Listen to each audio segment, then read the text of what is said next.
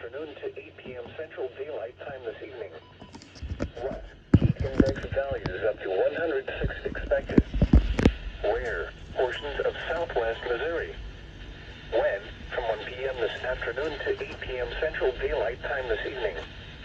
Impacts. Hot temperatures and high humidity may cause illnesses to occur. Drink plenty of fluids. Stay in an air-conditioned room. Stay out of the sun. And check up on relatives and neighbors. Young children and pets should never be left unattended in vehicles under any circumstances.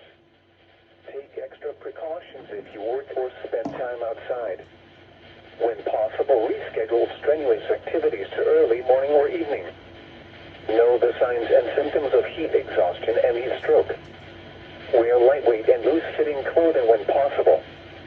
To reduce risk during outdoor work, the Occupational Safety and Health Administration recommends scheduling frequent rest breaks in shaded or air-conditioned environments. Anyone overcome by heat should be moved to a cool and shaded location.